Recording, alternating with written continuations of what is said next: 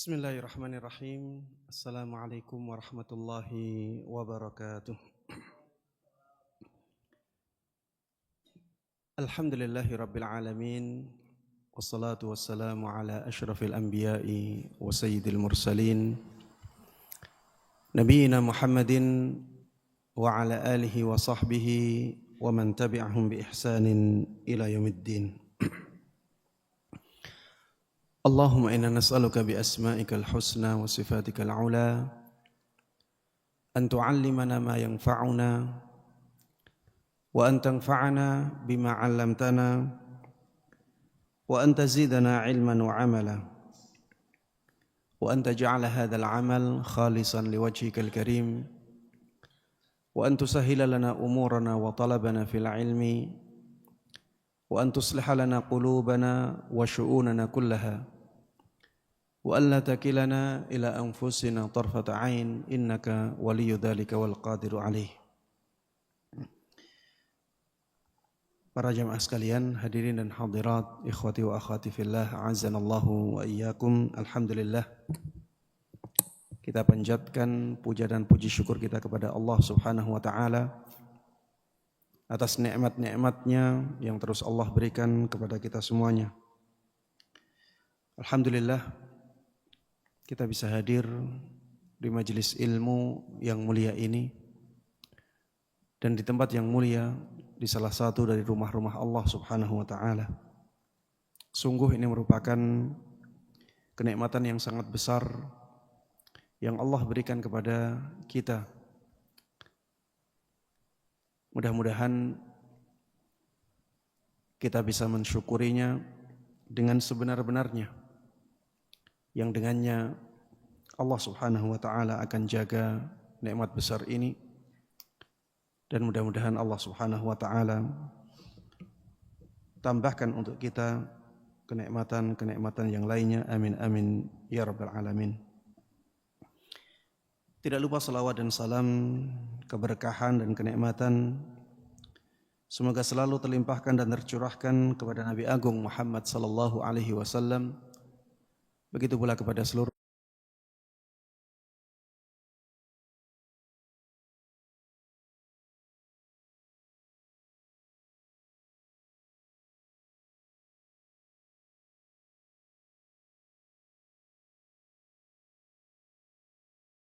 setelahnya yang mengikuti para sahabat dengan baik.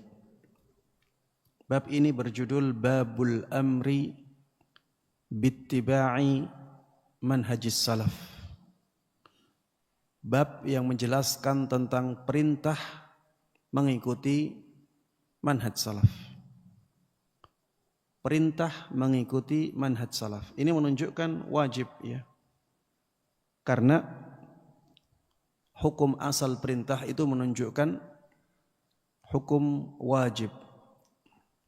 Pada asalnya perintah dalam syariat itu menunjukkan hukum wajib.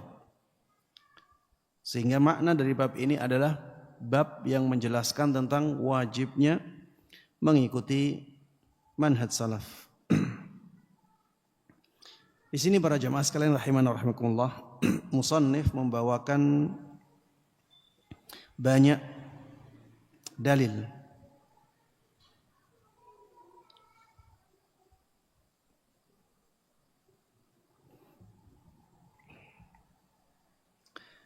yang pertama yang beliau bawakan adalah firman Allah Subhanahu wa taala di surat At-Taubah ayat 100.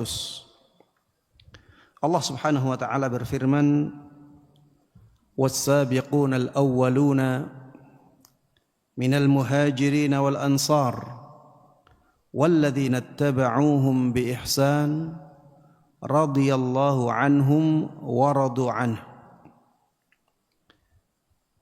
Dan orang-orang yang awal-awal, orang-orang yang dahulu dan awal-awal dari kaum muhajirin dan kaum ansar. Kaum muhajirin dan kaum ansar tidak lain adalah para sahabat Nabi sallallahu alaihi wasallam. Jadi para sahabat dari kalangan Muhajirin dan kalangan Ansar yang mereka adalah kaum muslimin yang paling dahulu. Walladzina taba'uuhum bi ihsan, dan orang-orang yang mengikuti mereka, yaitu mengikuti siapa? Para sahabat Nabi sallallahu alaihi wasallam, bi ihsanin, dengan baik, radhiyallahu anhum wa radu anhu. Maka Allah Subhanahu wa taala telah ridha kepada mereka dan mereka pun ridha kepada Allah Subhanahu wa taala. Radhiyallahu anhum wa radu anhu. Allah ridha kepada mereka dan mereka pun ridha kepada Allah Subhanahu wa taala. Wa a'adda lahum jannatin tajri tahtaha al-anharu khalidina fiha abada. Dan Allah Subhanahu wa taala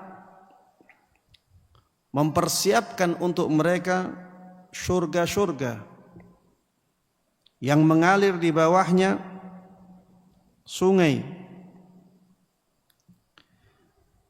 yang mengalir di bawah mereka atau di bawah surga tersebut sungai-sungai, khalidina fiha abada. Mereka akan kekal di dalam surga tersebut selama-lamanya. Dzalikal fawzul azim, dan itu adalah kemenangan yang agung. Dari ayat ini kita bisa mengambil pelajaran yang sangat berharga bahwa kita diperintahkan untuk mengikuti manhaj para sahabat Nabi sallallahu alaihi wasallam dalam beragama. Kenapa? Yang pertama karena Allah jelas telah meridai mereka. Allah jelas telah meridai mereka. Radhiyallahu anhum. Allah telah ridha kepada mereka. Ini menunjukkan bahwa mereka berada di atas kebenaran. Kalau mereka tidak di atas kebenaran, maka Allah Subhanahu wa taala tidak akan ridha kepada mereka. Dan kita wajib mengikuti kebenaran. Kebenaran itu wajib diikuti atau tidak? Jawabannya wajib.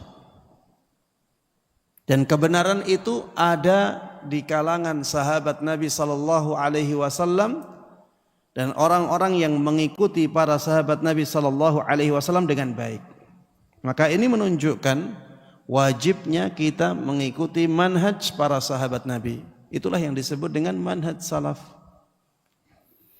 Kemudian disebutkan di dalam ayat ini, wa a'adda lahum jannatin tajri tahtaha al-anharu khalidina fiha abada. Allah telah menyiapkan untuk mereka surga yang mengalir di bawahnya sungai, dan mereka di dalam surga tersebut kekal selama-lamanya. Ini menunjukkan ya bahwa kalau kita mengikuti manhaj para sahabat, maka kita akan masuk surga. Karena di sini disebutkan walladzina taba'uuhum bi ihsan, dan orang-orang yang mengikuti mereka dengan baik. Jadi bukan hanya para sahabat Nabi sallallahu alaihi wasallam yang masuk surga, tapi juga orang-orang yang mengikuti para sahabat Nabi sallallahu alaihi wasallam dengan baik. Mereka akan masuk surga. Masuk surga wajib enggak? Hah? Apa jawabannya? Wajib. Kalau enggak masuk surga antum di neraka. Masuk surga itu wajib bagi kita. Karena kalau tidak masuk surga, ya berarti disiksa di neraka. Na'udzubillahi min dzalik. Menyelamatkan diri dari neraka itu wajib. Dan itu akan kita dapatkan dengan mengikuti para sahabat Nabi sallallahu alaihi wasallam.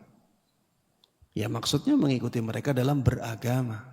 Itulah mengikuti manhaj salaf.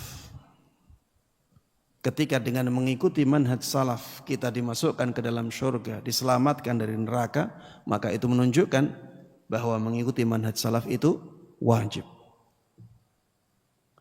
Di dalam ayat ini juga kita bisa memahami bahwa surga itu sudah diciptakan oleh Allah. Jadi sekarang itu sudah ada.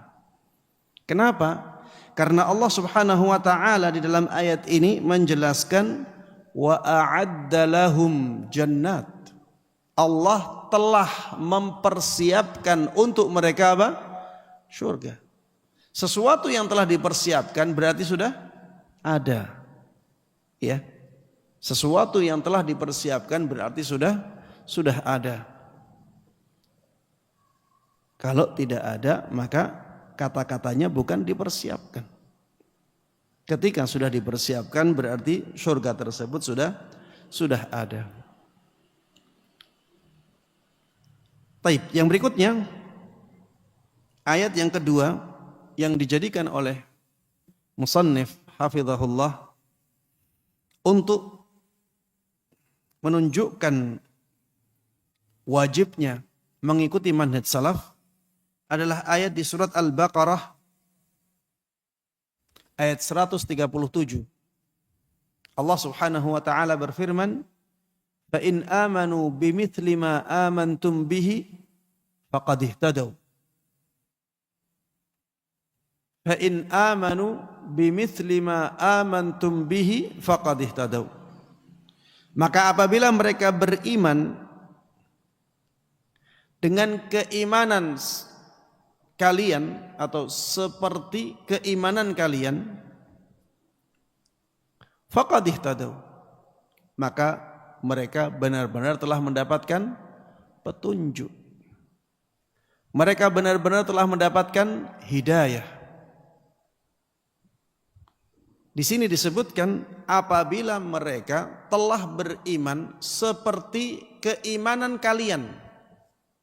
Kalian ini, ayat ini turunnya ketika di zaman Nabi Sallallahu Alaihi Wasallam, dan yang ada ketika itu siapa?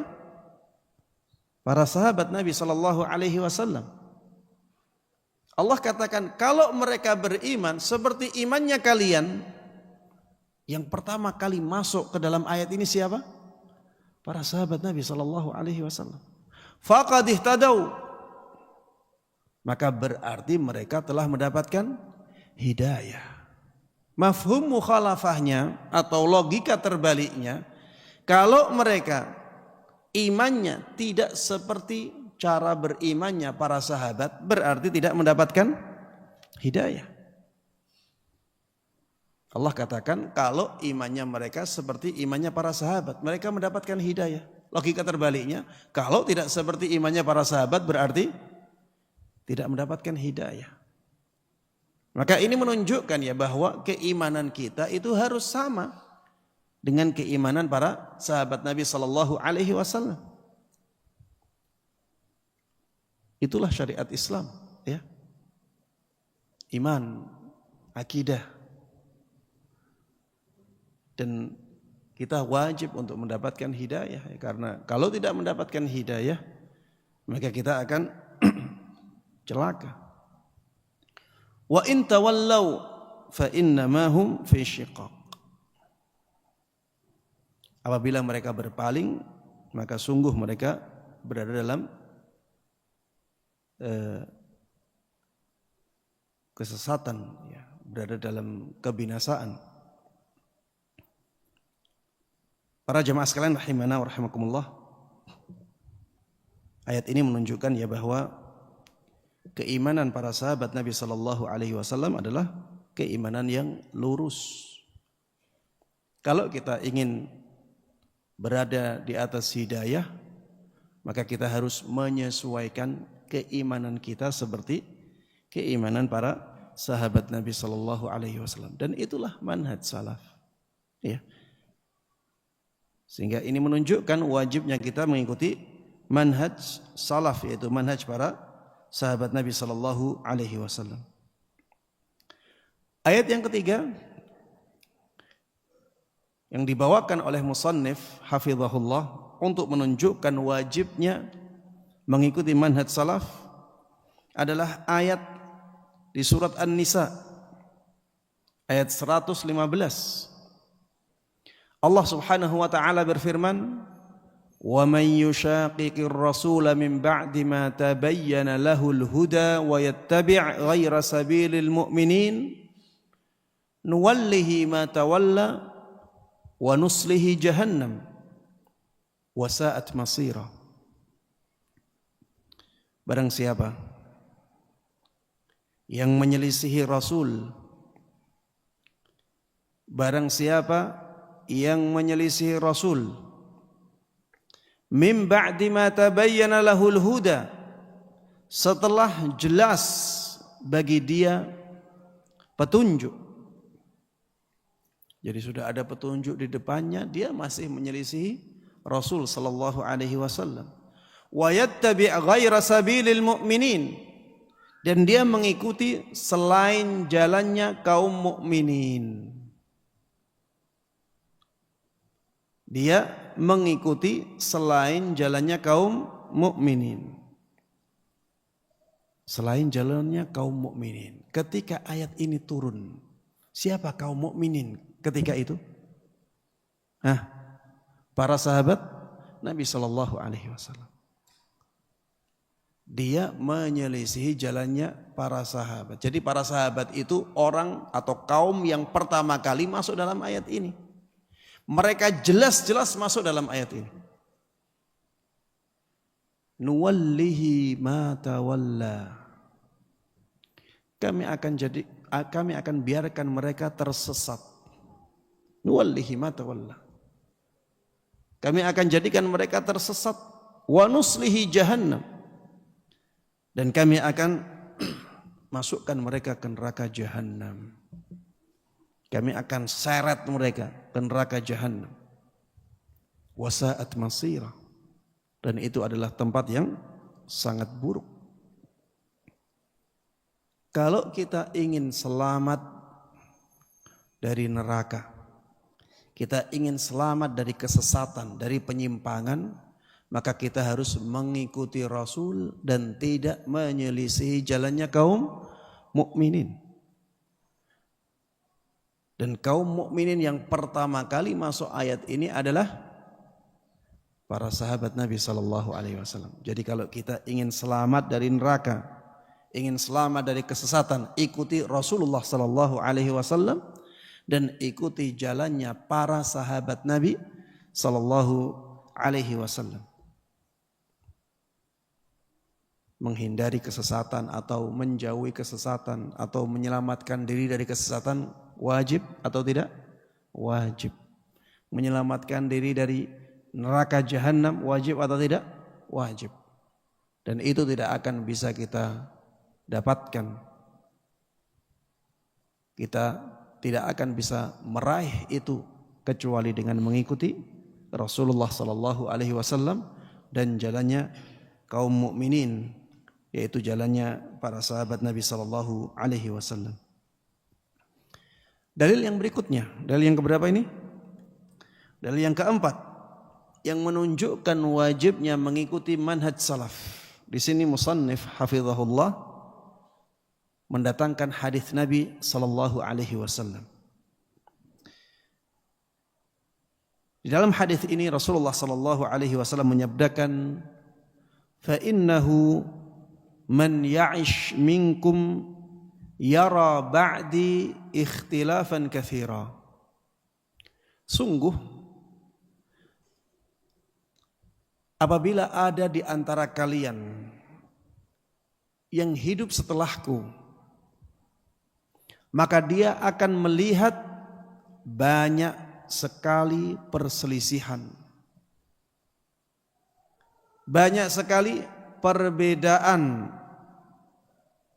banyak sekali pertentangan.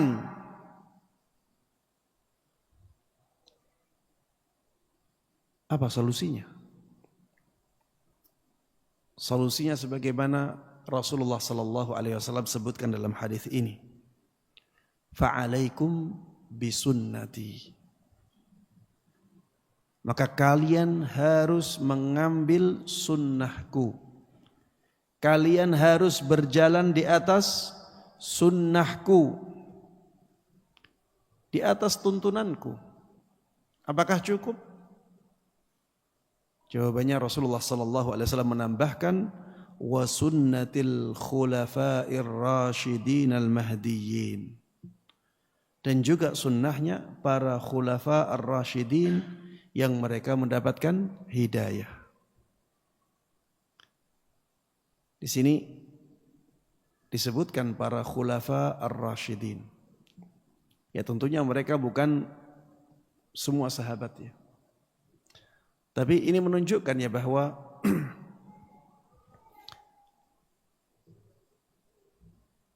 para khulafa ar-rasyidin itu menunjukkan para khulafa ar-rasyidin adalah orang-orang yang sangat mulia. Mereka tuntunannya adalah tuntunan yang lurus, maka kita wajib mengikuti tuntunan para khulafa'ur rasyidin. Dan di sini disebutkan al-mahdiyyin. Para khulafa'ur rasyidin itu mendapatkan hidayah. Maka begitu pula dengan para sahabat yang lainnya, mereka mendapatkan hidayah. Mereka mendapatkan hidayah. Para sahabat yang lain ya disebutkan di dalam ayat sebelumnya, wa yattabi' ghaira sabilil mu'minin. Ya, sabilul mu'minin adalah jalannya para sahabat. Jalannya para sahabat, dan ketika kita mengikuti jalannya para sahabat, maka kita diselamatkan dari kesesatan.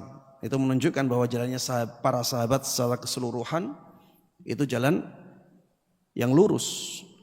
Di dalam hadis ini Rasulullah sallallahu alaihi wasallam menyebutkan jalan para khulafa'ur rasyidin. Jalan para khulafa'ur rasyidin adalah jalan yang lurus, jalan hidayah. Adapun jalan para sahabat yang lainnya, maka itu juga jalan yang lurus, jalan hidayah, akan tetapi ditunjukkan oleh dalil-dalil yang lainnya. Wa'addu 'alaiha bin nawajid. Gigitlah sunnah-sunnah tersebut dengan gigi-gigi geraham kalian. Gigitlah sunnah-sunnah tersebut. Sunnah tersebut adalah sunnah yang disebutkan sebelumnya. Sunnahnya Rasulullah sallallahu alaihi wasallam dan sunnahnya para khulafa ar-rasyidin. Wa iyyakum wa muhdatsatil umur. Waspadalah terhadap perkara-perkara baru dalam agama. Jauhilah perkara-perkara baru dalam agama. Hal-hal yang dibuat-buat dalam agama. Inilah yang disebut dengan bid'ah oleh Nabi kita Muhammad sallallahu alaihi wasallam di sabda beliau setelahnya, fa inna kulla muhdatsatin bid'ah. Dan sungguh setiap perkara yang dibuat-buat, setiap perkara yang baru dalam agama adalah kebid'ahan. Wa inna kulla bid'atin dhalalah. Dan semua kebid'ahan adalah kesesatan. Para jemaah sekalian rahimana wa rahimakumullah, hadis ini hadis yang sangat agung, maknanya juga sangat dalam. Ada banyak pelajaran yang sangat berharga dari hadis ini. Di antaranya yang pertama, ini menunjukkan kenabian Rasulullah sallallahu alaihi wasallam. Ini menunjukkan kenabian Nabi kita Muhammad sallallahu alaihi wasallam, karena beliau mengabarkan sesuatu yang akan terjadi. Ya, jadi beliau masih hidup mengabarkan sesuatu yang akan terjadi setelah beliau wafat. Dan ini sesuatu yang gaib. Ini sesuatu yang gaib dan benar-benar terjadi setelahnya. Mengabarkan tentang sesuatu yang gaib, ya, ini merupakan salah satu tanda kenabian. Tapi bukan berarti ya Rasulullah sallallahu alaihi wasallam tahu semua yang gaib, tidak berarti seperti itu, ya. Yang beliau sampaikan adalah yang beliau dapatkan dari wahyu. Jadi beliau hanya tahu sesuatu yang gaib yang dikabarkan oleh wahyu atau yang diizinkan oleh Allah Subhanahu wa taala saja. Yang tidak diizinkan oleh Allah Subhanahu wa taala beliau juga tidak tahu. Makanya ketika ditanya tentang hari kiamat, matas sa'ah, kapan hari kiamat terjadi? Apakah Rasulullah sallallahu alaihi wasallam bisa menjawab? Jawabannya tidak. Karena Allah Subhanahu wa taala tidak mengabarkan kepada beliau kapan hari kiamat akan terjadi. Makanya jawaban Rasulullah sallallahu alaihi wasallam, mal mas'ulu anha bi'a'lama minas sa'il. Tidaklah orang yang ditanya itu lebih tahu daripada yang bertanya. Aku tidak lebih tahu daripada kamu. Ini menunjukkan bahwa ada hal-hal yang gaib yang tidak diketahui oleh Nabi sallallahu alaihi wasallam. Bahkan kita bisa mengatakan bahwa hal-hal yang gaib yang tidak diketahui oleh Nabi sallallahu alaihi wasallam lebih banyak daripada hal-hal yang gaib yang diketahui oleh beliau. Bahkan di dalam ayat di surat Al-A'raf, Allah Subhanahu wa taala memerintahkan kepada Nabi kita Muhammad sallallahu alaihi wasallam untuk mengatakan kepada umatnya bahwa beliau tidak mengetahui sesuatu yang gaib. Qul la amliku li nafsi naf'an wala darran illa ma syaa Allah. Katakanlah wahai Muhammad, sampaikan kepada umatmu, aku tidak berkuasa, aku tidak bisa mendatangkan sedikit pun manfaat atau sedikit pun mudarat kepada diriku sendiri, kepada diri Nabi Muhammad sallallahu alaihi wasallam. Beliau tidak bisa mendatangkan manfaat kepada beliau sendiri, beliau tidak bisa mendatangkan mudarat illa masya Allah, kecuali sesuatu yang dikehendaki oleh Allah Subhanahu wa taala. Setelah ini Allah Subhanahu wa taala mengatakan atau memerintahkan kepada nabi kita untuk mengatakan, walau kuntu a'lamul ghaiba lastakthartu minal khair wa ma massani as-su. Seandainya aku mengetahui sesuatu yang gaib, maka aku akan bisa mendapatkan banyak kebaikan. Aku bisa mengusahakan banyak kebaikan. Wa ma massani as-su, dan tidak akan ada keburukan yang menimpaku. Seandainya Rasulullah sallallahu alaihi wasallam itu tahu sesuatu yang gaib, sesuatu yang akan datang misalnya, tentunya Rasulullah sallallahu alaihi wasallam bisa mengusahakan banyak kebaikan. Dan tidak ada satupun keburukan yang menimpa beliau. Tapi ternyata ada hal-hal yang beliau tidak mampu mendapatkannya. Ada keburukan-keburukan, musibah-musibah yang menimpa beliau. Itu menunjukkan bahwa beliau tidak mengetahui yang gaib. Ketika Allah Subhanahu wa taala memerintahkan kepada nabi kita Muhammad sallallahu alaihi wasallam untuk mengatakan hal ini, maka ini menunjukkan bahwa kebanyakan sesuatu yang gaib itu tidak diketahui oleh Nabi sallallahu alaihi wasallam. Allah memerintahkan beliau untuk mengatakan ini. Seandainya aku mengetahui sesuatu yang gaib, tentunya aku bisa mendatangkan banyak kebaikan. Dan aku tidak akan ditimpa oleh musibah atau keburukan sedikit pun. Ini menunjukkan ya bahwa kebanyakan sesuatu yang gaib itu tidak diketahui oleh Nabi sallallahu alaihi wasallam.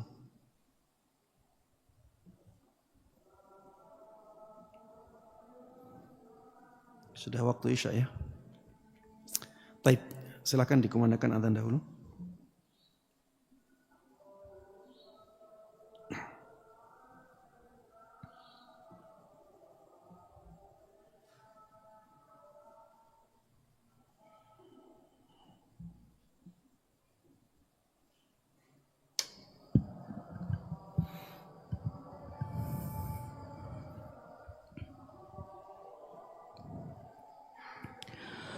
Allahu Akbar, Allahu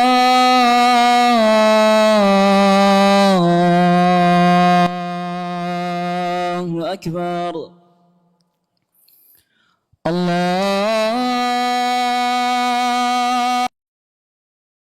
Akbar, Allahu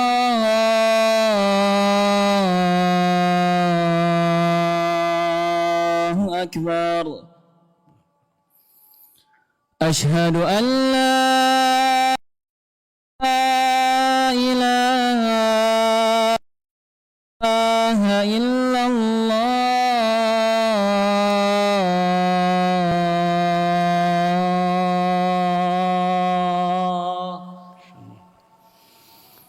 أشهد أن لا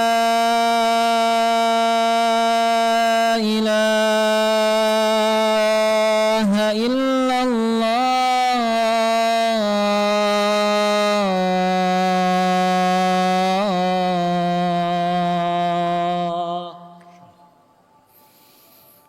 أشهد أن محمد رسول الله.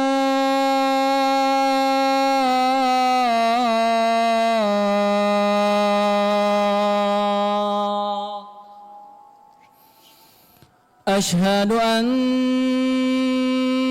محمد رسول الله.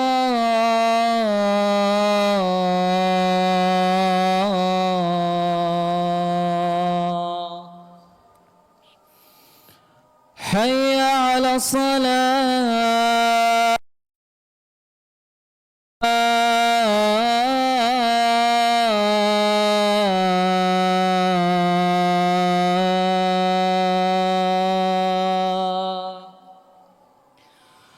حي على الصلاة.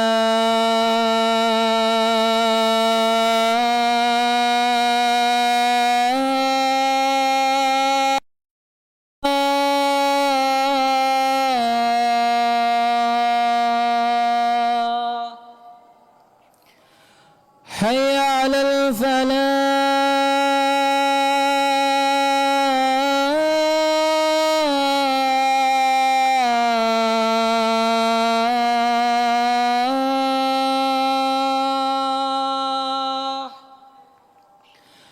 حي على الفلاح.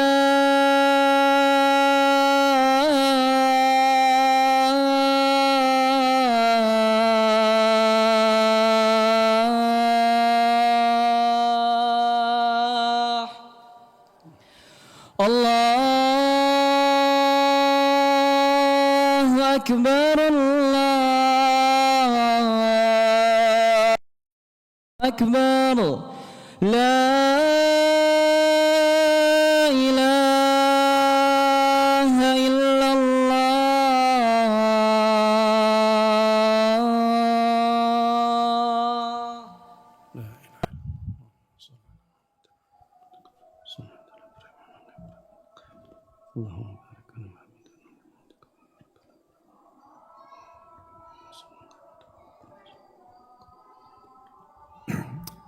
Taib, kita teruskan lagi.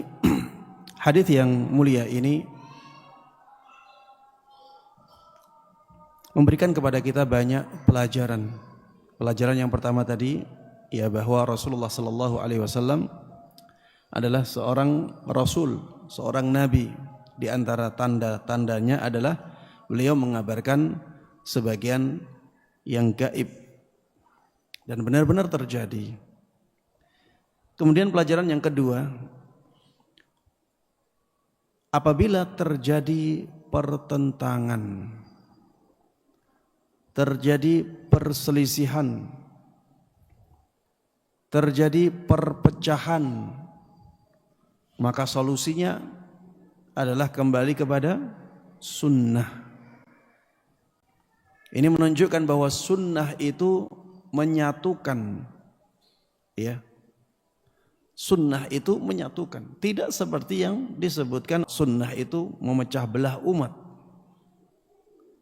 Sebaliknya Rasulullah Sallallahu Alaihi Wasallam menjadikan sunnah ini sebagai solusi ketika ada perpecahan. Beliau mengatakan, sebagian dari kalian yang masih hidup nanti setelah aku wafat akan melihat banyak perpecahan. Maka kalian harus berpegang teguh dengan sunnahku dan sunnahnya para khulafa ar-rasyidin. Ini menunjukkan ya bahwa kalau kita ingin umat ini bersatu dan persatuannya kuat, maka kembalikan umat ini kepada sunnah Nabi Sallallahu Alaihi Wasallam, kembalikan umat ini kepada sunnahnya para sahabat, para khulafa ar-rasyidin, ya. Sehingga manhaj salaf itu manhaj yang menyatukan, bukan memecah belah. Ini juga ya bisa menjadi tolak ukur sebuah kebenaran, ya. Kalau misalnya kita masuk ke suatu kelompok, tapi di kelompok tersebut ternyata banyak sekali perpecahan, itu menunjukkan ya bahwa apa yang ada di dalamnya itu bukan sesuatu yang baik, tidak di atas hidayah Nabi Sallallahu Alaihi Wasallam.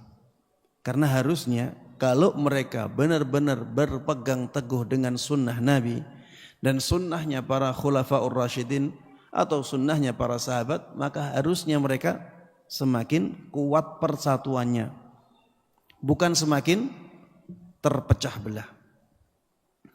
Kemudian para jamaah sekalian rahimanahumullah, di sini disebutkan wa'addu 'alaiha bin nawajid. Gigitlah sunnah-sunnah itu dengan gigi-gigi geraham kalian. Ini menunjukkan ya bahwa untuk berpegang teguh dengan sunnah Nabi Sallallahu Alaihi Wasallam membutuhkan pengorbanan yang besar.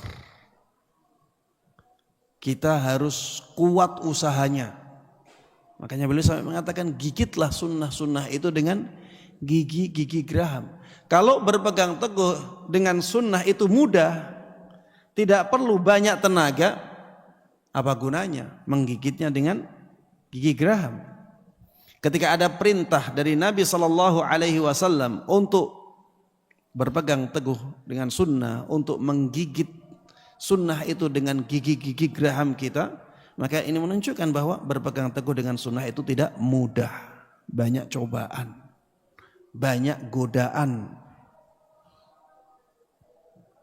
Kalau ya kita keluar ya ke kota-kota besar, kita benar-benar akan tahu bagaimana beratnya memegang sunnah Nabi Sallallahu Alaihi Wasallam.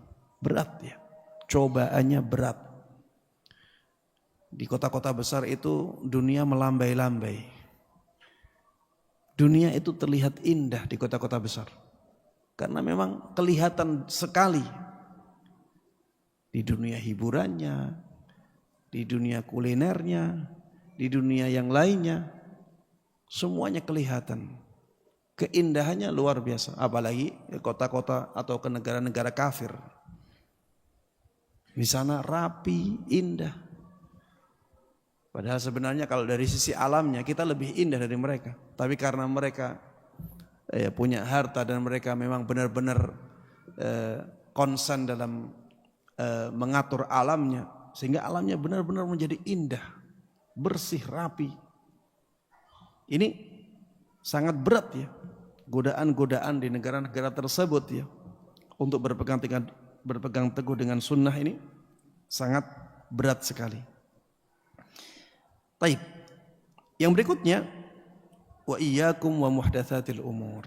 Ya, ketika beliau memerintahkan untuk berpegang teguh dengan sunnah, maka pelengkapnya adalah kita harus menjauhi kebid'ahan. Jadi sunnah dan bid'ah itu tidak bisa digabung. Tidak bisa digabung. Makanya Rasulullah Sallallahu Alaihi Wasallam ketika memerintahkan kita untuk berpegang teguh dengan sunnah, beliau melarang kita untuk mendekat-dekat dengan kebid'ahan, karena memang tidak bisa digabung, harus berpisah. Kalau kita menjalankan kebid'ahan juga, maka di waktu yang sama kita telah meninggalkan yang sunnah. Kalau kita melakukan yang bid'ah di saat itu, kita meninggalkan yang sunnah. Makanya ada perkataan ya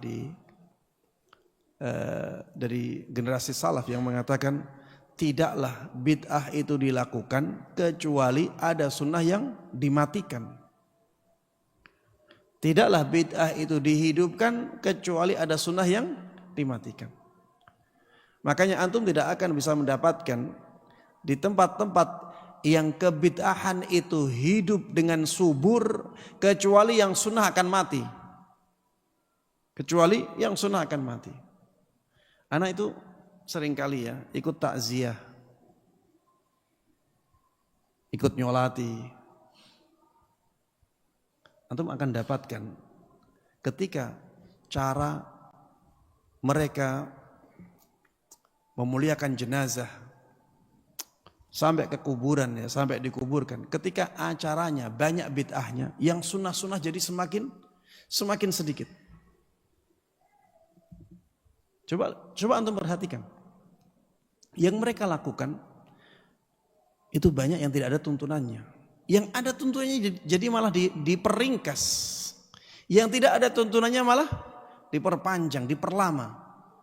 Saya contohkan misalnya sholat ya, sholat jenazah itu. Antum kalau sholat jenazah, cepat atau lama? Cepat. Lebih lama mana? Sholat jenazahnya ataukah doa setelah sholat jenazah? Doa setelah sholat jenazah dilamakan, padahal tidak ada tuntunannya. Doa itu di sholat jenazahnya itu harusnya. Harusnya sholat jenazahnya yang lama. Itulah yang sesuai dengan tuntunan. Setelah sholat jenazah tidak ada doa. Karena di sholat jenazahnya itulah kita berdoa. Sholat jenazah itu disyariatkan untuk apa? Untuk mendoakan mayit. Dahulu Rasulullah SAW setelah sholat jenazah ya langsung membawa mayit ke kuburan. Membawa jenazah ke kuburan. Harusnya yang diperpanjang itu sholatnya. Harusnya tidak ada doa setelah sholat. Tapi ketika doa ini dihidupkan, malah masyarakat tertarik untuk memanjangkan doanya. Karena memang nggak ada tuntunannya di sini. Sholatnya malah diperingkas. Kadang-kadang kita doanya belum selesai kita baca, sudah ada takbir lagi. Seperti itu ya, ini contoh kecil. Nanti di contoh-contoh yang lain seperti itu. Intinya apabila ada amalan yang tidak diajarkan oleh Nabi Muhammad SAW itu subur di suatu tempat, maka sunnah-sunnah otomatis akan mati.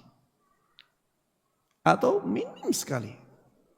Yang lebih banyak adalah yang tidak sesuai dengan tuntunan.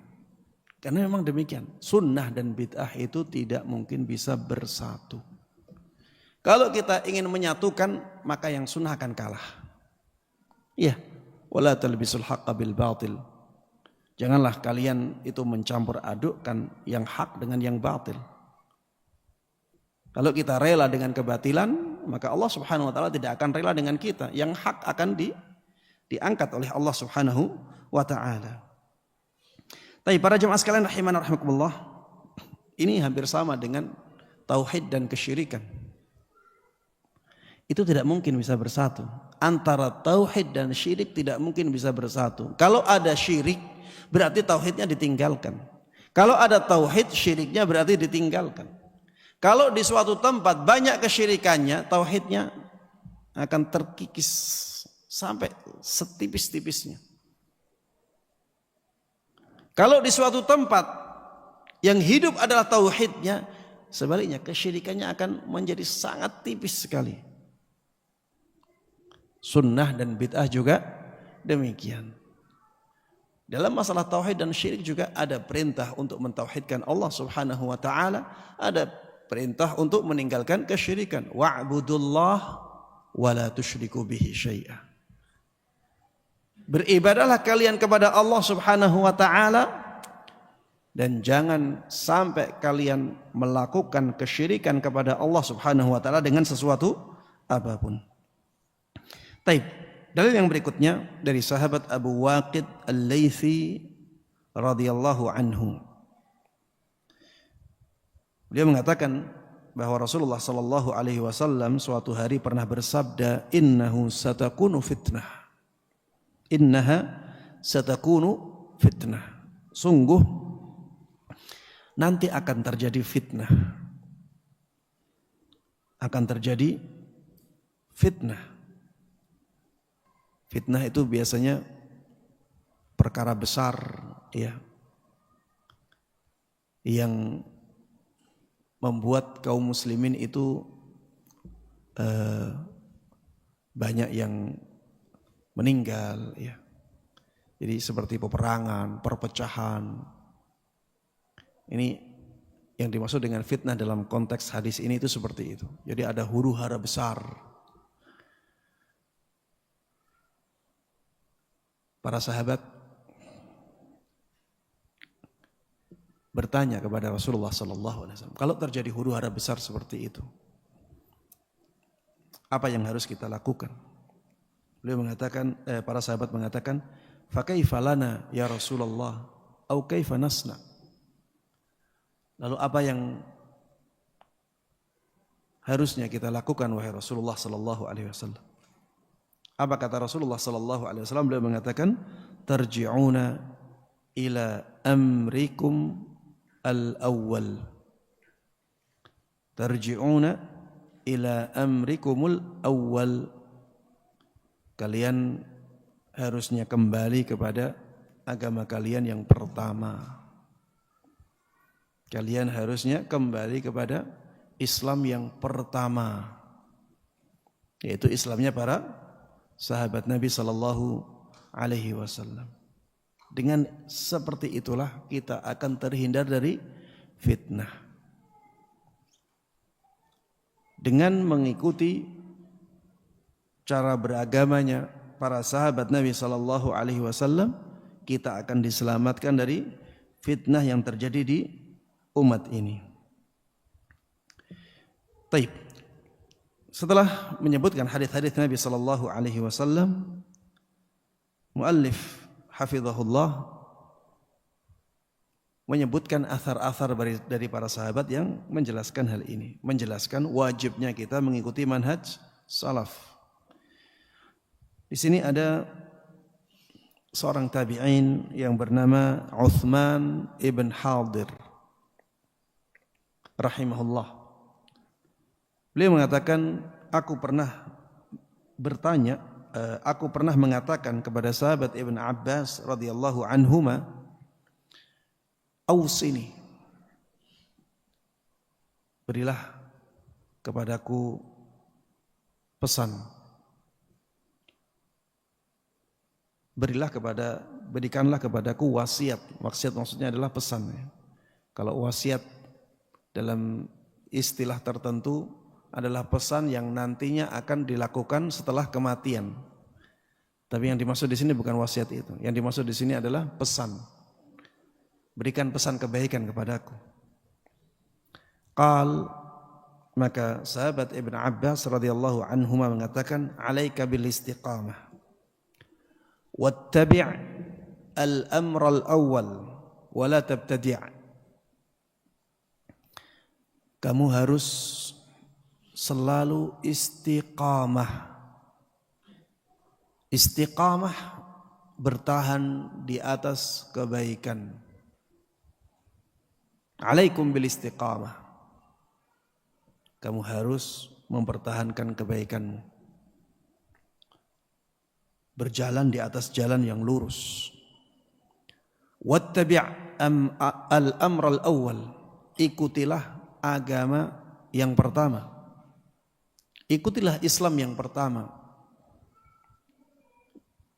yang dipraktekkan oleh para sahabat Nabi sallallahu alaihi wasallam.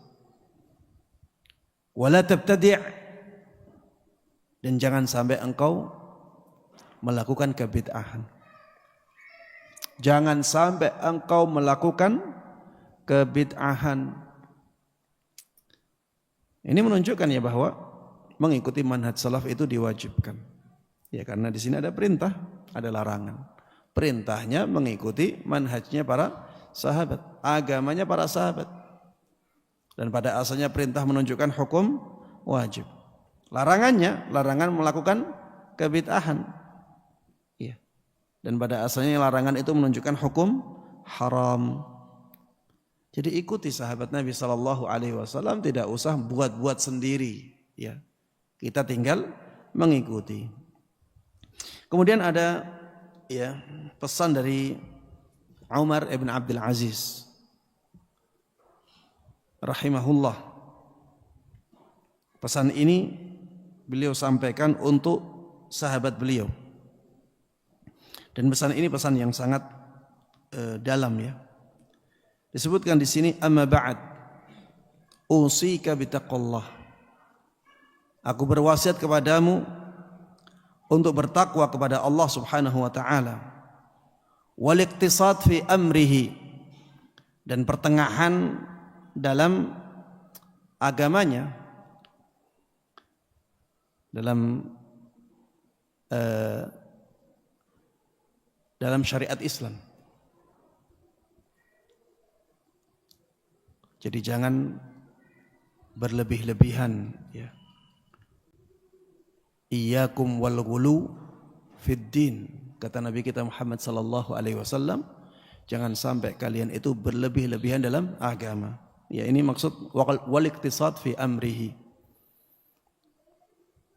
Jadilah orang yang pertengahan dalam menjalankan syariat agama. Wal iqtisad fi amrihi wattiba'i sunnati nabiyhi sallallahu alaihi wasallam, dan mengikuti sunnah Nabi sallallahu alaihi wasallam. Wa tarki ma ahdatsal muhdithun ba'da ma jarat bihi sunnatah,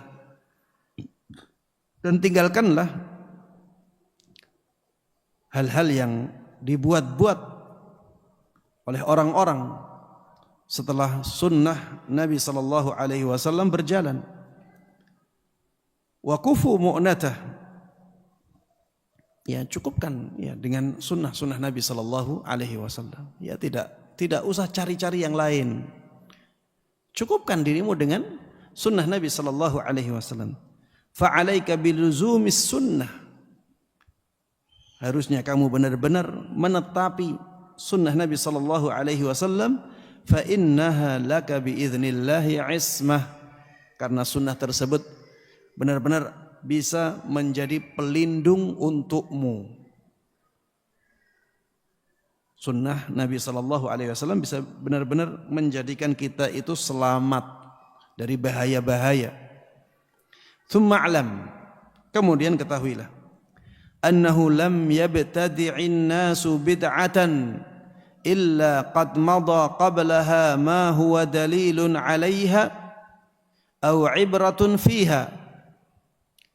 Tidaklah manusia memunculkan kebid'ahan kecuali sebelumnya sudah ada dalil yang menentangnya, yang membantahnya. Tidak ada satupun kebid'ahan yang dibuat-buat oleh manusia kecuali sebelumnya sudah ada sesuatu yang membantahnya, atau sesuatu yang memberikan pelajaran tentangnya. Ada hal-hal yang sudah yang menjelaskan kepada kita bahwa kebid'ahan itu sesuatu yang menyimpang. Fa inna sunnah innama sannaha man qad alima ma fi khilafiha minal khata'i waz-zalali wal humqi wat ta'ammuq. Karena sesungguhnya sunnah itu diajarkan, dijelaskan oleh orang yang telah tahu bahwa yang menyelisih sunnah itu kesalahan. Yang menyelisih sunnah itu adalah kebodohan. Yang menyelisih sunnah itu adalah tindakan yang berlebih-lebihan. Fardha li nafsika ma radiya bihil qaum li anfusihim. Maka hendaklah engkau rela terhadap dirimu apa yang kaum tersebut merelakan hal tersebut untuk diri mereka. Maksudnya ya ridhalah dengan sunnah Nabi sallallahu alaihi wasallam sebagaimana orang-orang sebelumnya telah ridha terhadap sunnah Nabi sallallahu alaihi wasallam untuk diri mereka. Jadi sudah, kalau kita ingin menjalankan agama ini, ya jalankan sunnah Nabi sallallahu alaihi wasallam, cukupkan. Tidak usah cari-cari yang lain. Relalah dengan sunnah Nabi. Relalah dengan mencukupkan diri dengan sunnah Nabi sallallahu alaihi wasallam. Ya, seringkali ya orang itu ketika menjalankan sunnah seringkali merasa kok sedikit ya. Kok sedikit. Ketika berzikir astaghfirullah, astaghfirullah, astaghfirullah, cukup 3 kali. Kok cuma 3 kali ya? Harusnya kan 100 kali lebih bagus. Kemudian ya seperti tadi misalnya ya, sholat jenazah. Kok sholat jenazah saja ya? Kayaknya kalau enggak ada doa setelahnya itu kurang kayaknya. Ini enggak rela dengan sunnah Nabi.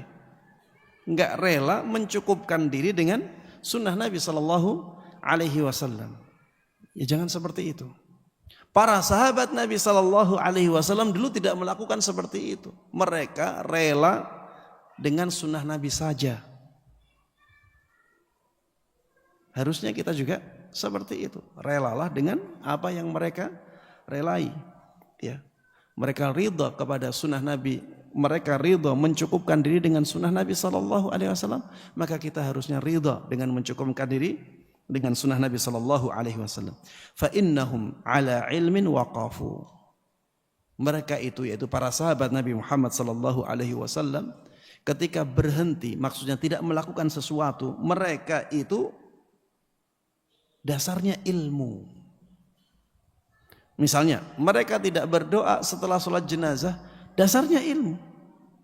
Karena memang Rasulullah sallallahu alaihi wasallam dahulu tidak berdoa setelah sholat jenazah. Yang mereka ketika meninggalkan sesuatu yang ya, sebenarnya bisa mereka lakukan, itu memang karena mereka mengetahui bahwa melakukannya tidak sesuai dengan tuntunan. Ini maksud dari perkataan fa innahum ala ilmin waqafu. Mereka itu ketika tidak melakukan sesuatu ya dasarnya ilmu. Wa bi basarin nafidhin kafu. Ya. Mereka benar-benar punya ilmu yang mendalam ya ketika mereka menahan dirinya dari melakukan sesuatu. Walahum kanu ala kashfil umuri aqwa. Ya. Jadi mereka itu lebih kuat ilmunya untuk mengetahui hukum sesuatu. Wa bi fadli ma kanu fihi aula. Dan mereka punya keutamaan ya. Wa bi fadli ma kanu fihi aula. Mereka keutamaan mereka jauh ya daripada kaum-kaum setelahnya. Fa in kana al-huda ma antum alaihi laqad sabaqtumuhum ilaihi. Ini perkataan Umar ibn Abdul Aziz ya. Ini perkataan Umar ibn Abdul Aziz. Ini seperti atau semakna dengan perkataan lau kana khairan la sabaquna ilaih. Jadi ini bukan perkataan ulama-ulama di zaman ini. Ini Umar ibn Abdul Aziz. Ada yang menjulukinya sebagai Al-Khalifah Al-Khamisah, Al-Khamis. Al-Khalifah Al-Khamis. Jadi khalifah yang kelima. Karena saking sempurnanya kemuliaan beliau. Walaupun sebenarnya lebih mulia Husain daripada Khalifah Umar ibn Abdul Aziz. Karena Husain bukan Husain, Hasan Karena Hasan seorang sahabat Sedangkan Umar ibn Abdul Aziz beliau bukan sahabat Nabi sallallahu alaihi wasallam, tapi Umar ibn Abdul Aziz seorang khalifah al-adil, seorang khalifah yang benar-benar adil dan benar-benar bagus sekali dalam pemerintahannya. Fa in kana al-huda ma antum alaih laqad sabaqtumuhum ilaih. Seandainya hidayah itu apa yang sekarang ada pada kalian, maka tentunya para sahabat dahulu telah mendahului kalian. Seandainya yang kalian lakukan itu sesuai dengan petunjuk, maka tentunya para sahabat itu sudah mendahului kalian. Ini sama persis dengan perkataan lau kana khairan la sabaquna ilaih. Wal in qultum innama hadatha ba'dahum ma ahdathahu illa man ittaba'a ghaira sabilihim. Apabila kalian mengatakan sesungguhnya ini itu terjadi setelah para sahabat meninggal, setelah selesai masa para sahabat Nabi sallallahu alaihi wasallam, maka jawabannya ma ahdathahu illa man ittaba'a ghaira sabilihim. Tidaklah seorang pun yang membuat hal ini, tidak ada seorang pun yang membuatnya kecuali orang yang tidak mengikuti jalannya para sahabat Nabi sallallahu alaihi wasallam. Maksud beliau yang membuat sesuatu yang baru ini adalah orang-orang yang tidak mengikuti jalan para sahabat Nabi sallallahu alaihi wasallam. Wa raghiba bi nafsihi anhum, maksudnya mereka membenci para sahabat Nabi sallallahu alaihi wasallam. Wa raghiba anhum bi nafsihi, jadi mereka membenci, tidak suka kepada para sahabat Nabi sallallahu alaihi wasallam. Fa innahum humus sabiqun. Fa innahum humus sabiqun. Sungguh para sahabat itulah orang-orang yang paling terdepan dalam kebaikan. Para sahabat itu paling terdepan dalam kebaikan. Faqad takallamu fihi bima yakfi. Mereka telah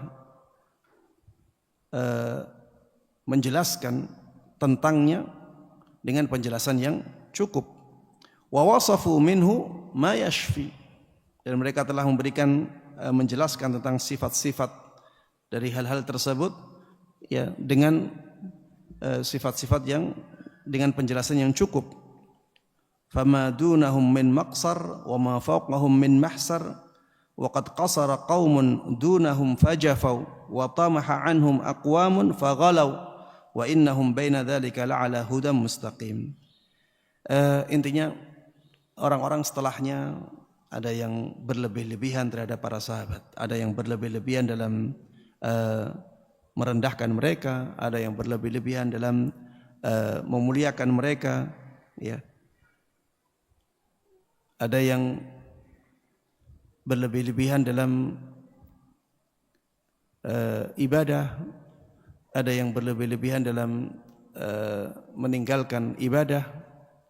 Adapun para sahabat Nabi Muhammad sallallahu alaihi wasallam itu di antara dua sisi yang ekstrim ini, dan mereka benar-benar di atas hidayah yang lurus.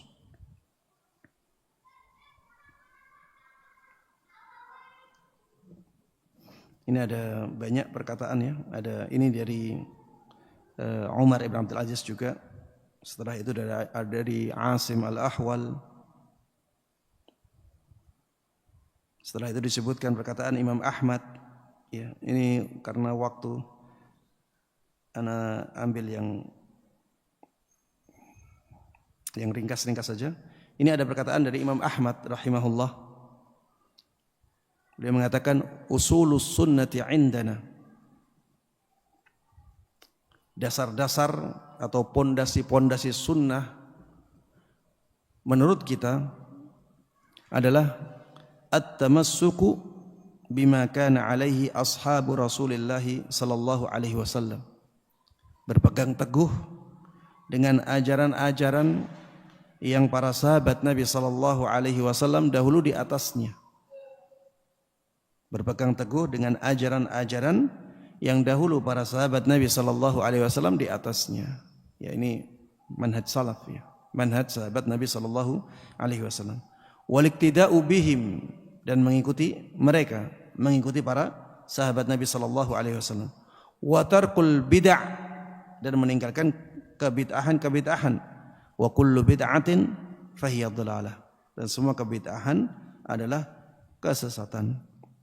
Ini ada perkataan dari Abu Nasr As-Sijzi rahimahullah.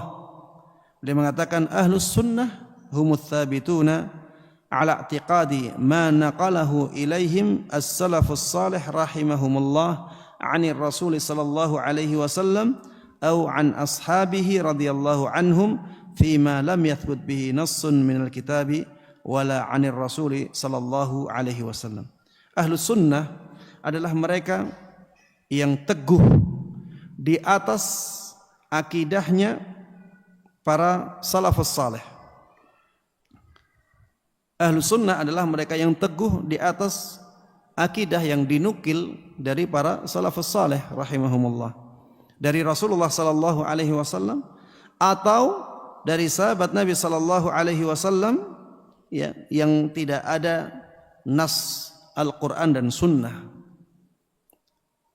Kalau tidak ada dalam Al-Quran dan Sunnah, kemudian ada dari sahabat Nabi sallallahu alaihi wasallam, mereka juga berpegang teguh dengan itu. Li'annahum radhiyallahu anhum a'immah. Karena para sahabat Nabi sallallahu alaihi wasallam radhiyallahu anhum adalah para imam. Wa qad umirna biqtida'i atharihim. Dan kita diperintahkan untuk mengikuti athar-athar mereka, jejak-jejak mereka. Wattiba'i sunnatihim, dan mengikuti sunnah mereka, tuntunan para sahabat Nabi sallallahu alaihi wasallam. Wa hadza azharu min an yuhtaja fihi ila iqamati burhan. Dan ini tidak diperlukan lagi, tidak diperlukan adanya dalil untuk menunjukkan hal ini, karena sudah sangat jelas sekali. Ini sesuatu yang sangat jelas sekali, sehingga sebenarnya tidak perlu ada dalil yang harus disebutkan, karena sudah sangat jelas sekali. Baik, di dalam bab ini ada beberapa masalah yang ingin disampaikan oleh musannif. Ya, ini ringkasan ya, ringkasan dalam bab ini.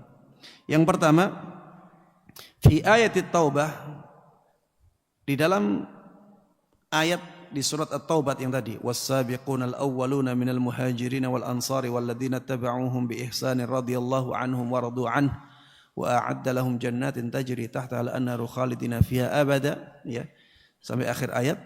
Di dalam ayat tersebut disebutkan bahwa ridha Allah Subhanahu wa taala kepada orang-orang yang datang setelah para sahabat itu dikaitkan dengan pengikutan yang baik.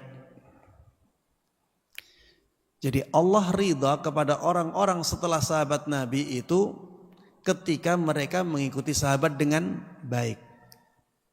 Ketika mereka mengikuti sahabat dengan baik.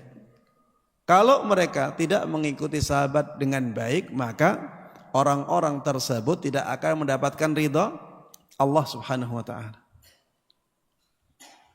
Dan mendapatkan ridha Allah tadi sudah disampaikan, itu wajib. Dengan ridha itulah akhirnya seseorang mendapatkan surganya. Mendapatkan surganya juga wajib, karena kalau tidak masuk surga berarti masuk neraka, ya. Dihukum oleh Allah Subhanahu wa taala. Kesimpulan yang kedua, ittiba'us sahabah bi ihsan la yakunu ma'al mukhalafati lahum fil aqaidi wal a'mal. Mengikuti sahabat dengan baik, ya, tidak mungkin dengan menyelisihi mereka dalam akidah maupun amalan maupun praktek amaliyahnya. Kalau dikatakan mengikuti sahabat dengan baik, berarti dia harus mengikuti akidahnya para sahabat. Dia harus mengikuti amaliyahnya para sahabat. Ini menunjukkan bahwa kita harus mengikuti akidahnya para sahabat. Kita harus mengikuti amaliyahnya para sahabat Nabi sallallahu alaihi wasallam. Karena kalau tidak seperti itu, maka kita tidak bisa mewujudkan walladzina tabauhum bi ihsan radhiyallahu anhum wa radu anhu. Baik, kesimpulan yang ketiga, wa fi ayatil Baqarah annal huda tam la yakun illa bimumathalatis sahabah fil imani wal amal wa biqadri ma yanqusu min dzalika yanqusul huda. Wa fi ayatil Baqarah, maksudnya di firman Allah, fa in amanu bimithli ma amantum bihi faqad ihtadaw. Apabila mereka beriman seperti imannya para sahabat, maka mereka benar-benar telah mendapatkan hidayah. Di dalam ayat ini disebutkan bahwa kesempurnaan hidayah atau hidayah yang sempurna itu tidak bisa diadakan, tidak bisa diraih, tidak bisa diwujudkan kecuali dengan meniru atau menyamai para sahabat Nabi sallallahu alaihi wasallam dalam iman dan praktek beramal. Ketika ada perselisihan dengan sahabat Nabi sallallahu alaihi wasallam, ada perbedaan dengan sahabat Nabi baik dalam keimanan, dalam praktek beramal, maka akan mengurangi, ya, itu akan mengurangi kesempurnaan iman kita. Itu akan mengurangi kualitas dari amalan kita. Semakin banyak perselisihannya, maka semakin berkurang keimanan orang tersebut. Semakin banyak perselisihannya, maka semakin tidak berkualitas amalan orang tersebut. Kesimpulan yang keempat, wa fi ayatin nisa, yaitu firman Allah Subhanahu wa taala, wa may yushaqiqir rasula min ba'di ma tabayyana lahul huda wa yattabi' ghaira sabilil mu'minin nuwallihi ma tawalla wa nuslihi jahannam. Di dalam surat An-Nisa ini, di dalam ayat surat An-Nisa ini ada ancaman bagi mereka yang menyelisih manhaj salaf, menyelisih manhajnya para sahabat Nabi sallallahu alaihi wasallam dan mengikuti selain jalan para sahabat. Ancamannya apa? Nuwallihi ma tawalla. Kami biarkan mereka berada dalam kesesatan. Wa nuslihi jahannam. Dan kami akan masukkan mereka ke dalam neraka jahannam. Ya. Ini menunjukkan hal tersebut tidak dibolehkan. Menyelisihi jalan para sahabat dalam beragama itu tidak dibolehkan. Karena kalau dilakukan ada ancamannya. Berarti harus mengikuti manhaj salaf. Baik. Kesimpulan yang kelima, wa fil hadis, ini maksudnya hadis, fa innahu man ya'ish minkum fasayara ba'di ikhtilafan katsira. Kalau ada yang hidup, ya, dari kalian setelah aku wafat, ya, maka dia akan melihat banyak perpecahan, ya, banyak perselisihan. Di dalam hadis ini al-ikhbar bituru'il muhdatsati wal umur al mukhalifah li sunnatin Nabi sallallahu alaihi wasallam bimudhiyiz zaman. Beliau mengabarkan di sini bahwa dengan berlalunya waktu akan semakin banyak hal-hal yang baru dalam agama. Akan semakin banyak hal-hal yang menyelisihi sunnah Nabi sallallahu alaihi wasallam. Wal wasaya 'inda dzalika bitamassuki bisunnatihi wa sunnatil khulafa'ir rasyidin al-mahdiyyin. Ya, dalam hadis tersebut ya ada wasiat ya, ada pesan agar kita mengikuti atau berpegang teguh dengan sunnah Nabi sallallahu alaihi wasallam dan sunnahnya para khulafa ar-rasyidin ya. Taib, kesimpulan yang ke-6. Al-wasaya bittiba'il hadiyil awal waqtifa'i atharis sahabah radhiyallahu anhum wat ta'kidu ala dzalik ya. Yang pelajaran yang ke-6 yang bisa disimpulkan dari bab ini adalah wasiat dari Nabi kita Muhammad sallallahu alaihi wasallam untuk mengikuti petunjuk yang pertama. Ya, petunjuk para sahabat Nabi sallallahu alaihi wasallam. Petunjuk yang pertama ini ya petunjuknya Nabi sallallahu alaihi wasallam. Yang diajarkan oleh Nabi itu yang harusnya kita ikuti. Waqtifai atharis sahabah, juga mengikuti jejak-jejak para sahabat Nabi sallallahu alaihi wasallam. Wa ta'kid ala dzalik, dan penekanan untuk pesan ini. Baik, yang berikutnya pelajaran yang ke-7 yang bisa kita ambil dari bab ini, anna sunnah tajma'ul muslimin. Ini yang tadi ana sampaikan ya. Bahwa sunnah Nabi sallallahu alaihi wasallam itu bisa mempersatukan kaum muslimin. Jadi sunnah Nabi sallallahu alaihi wasallam itu bukan memecah belah, tapi dia menyatukan. Karena itulah solusi yang beliau berikan setelah menyebutkan masalah. Itu masalah perpecahan kaum muslimin. Solusi yang beliau sebutkan adalah mengikuti sunnah beliau dan sunnahnya para khulafaur rasyidin. Makanya setiap ada perbedaan pendapat di antara kaum muslimin, harusnya perbedaan pendapat itu dikembalikan kepada sunnah Nabi sallallahu alaihi wasallam dan sunnahnya para sahabat. Wal ahwa wal bid'ah tufarriquhum. Sebaliknya, al ahwa di sini maksudnya adalah bid'ah-bid'ah.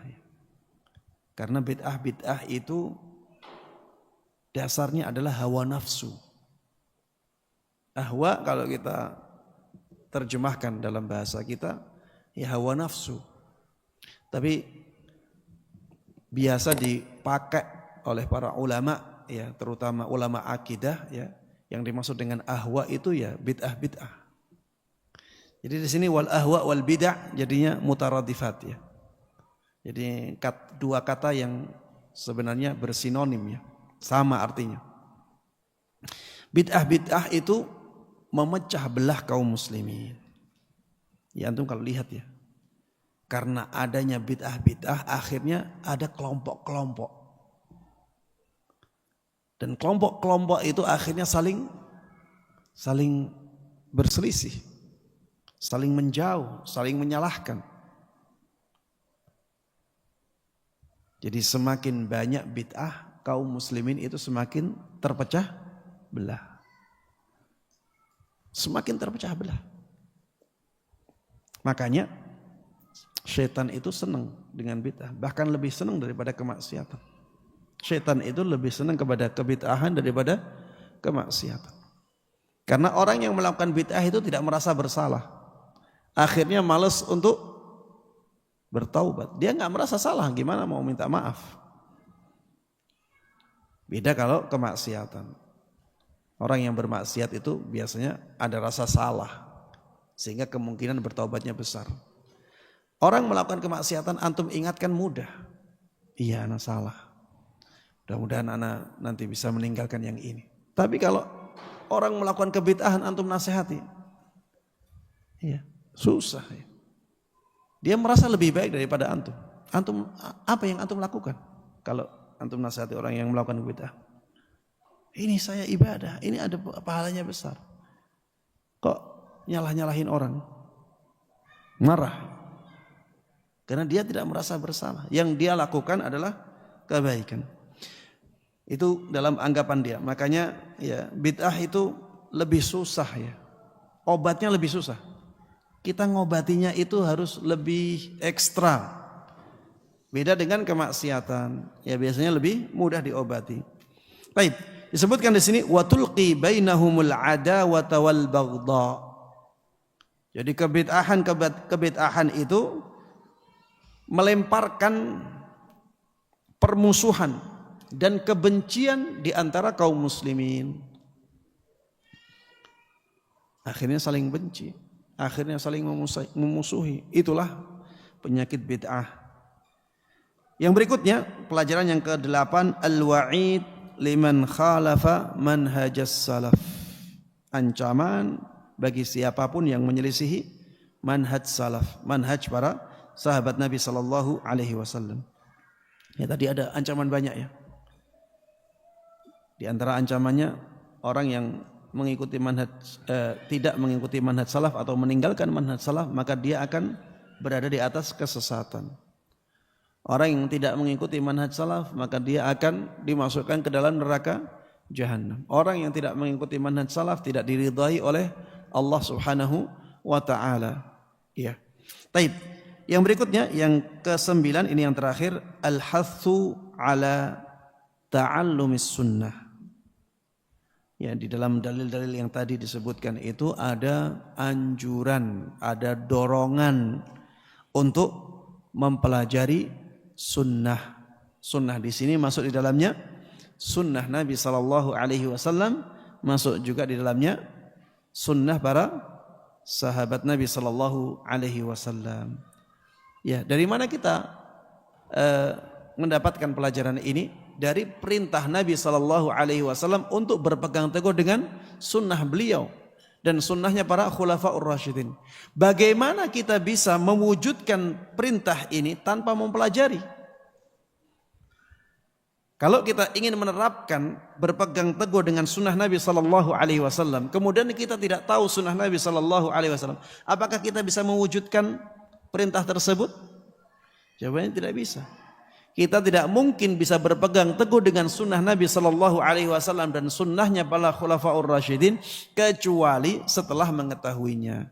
Makanya perintah untuk berpegang teguh dengan sunnah Nabi dan sunnah para khulafaur rasyidin adalah perintah untuk mempelajari sunnahnya Nabi sallallahu alaihi wasallam dan juga sunnahnya para khulafaur rasyidin.